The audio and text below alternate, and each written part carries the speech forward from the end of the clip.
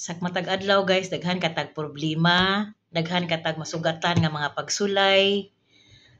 Ah, basta digahan kaayo kay napamanta diri sa kalibutan, buhi pamanta. So naatay mga ginatawag o kanang emotional nga pain, physically nga sakit, unsa pa na spiritual or unsa pa na dinha. So sa akong hamubo nga opinion guys, ug sa akong own idea, daghan kaayo guys ang mga instrument of healing. Kaning healing, ang mga doctors, usa po na siya nga mga instrument sa healing. Kaning ato ang mga pari, one of the instrument also sa healing.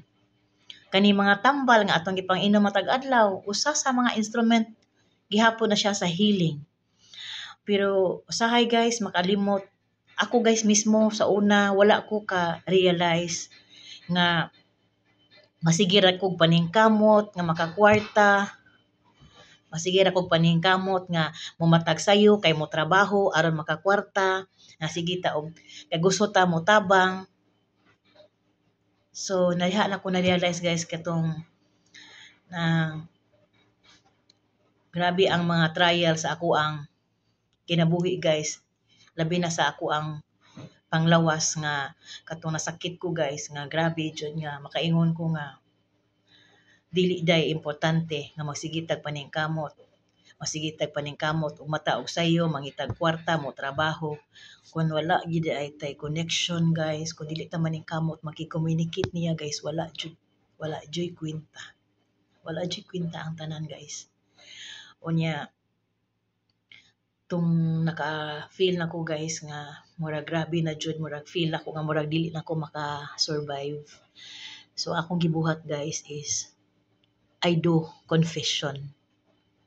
So dito na ko hinahinay og kanang ka-feel guys akong kaugalingon nga bisag unsa pa di ay atong buhaton nga maningkamot nga motabang sa atong isig katawo, dili siya ego.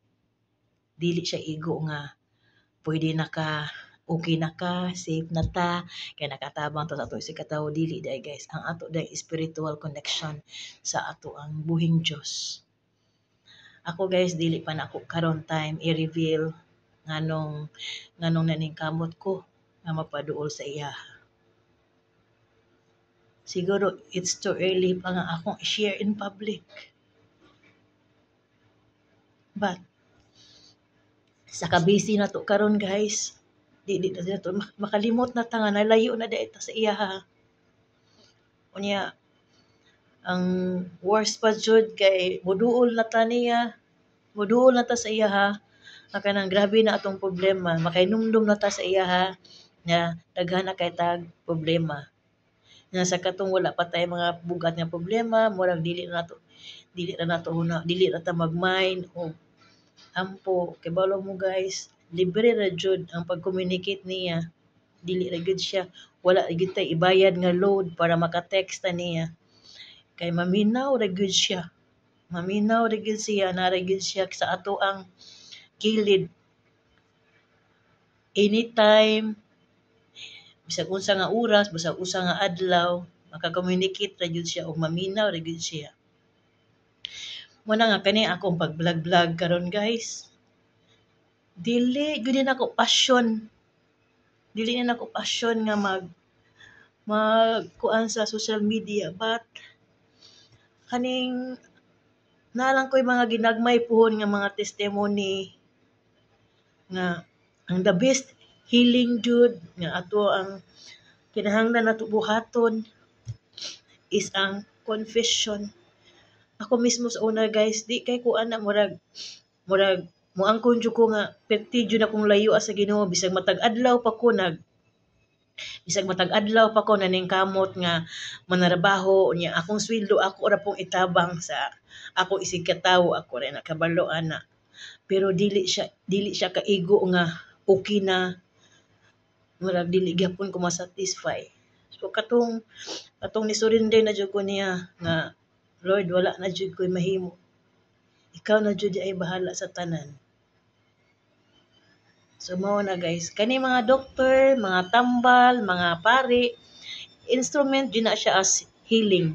Pero ang pinaka-importante jud guys ang ato ang kaning sacrament of confession nga ug mahimo guys ang ubang mga pari mo kuan man sila guys no nga bisig at least once a year, pero ang ubang sang pari guys mo recommend yun siya like Father Darwin Gitgano. I'm just following him sa iyang mga homily as much as possible once a month. Once a month yun siya guys. So that's all for this morning. Bye!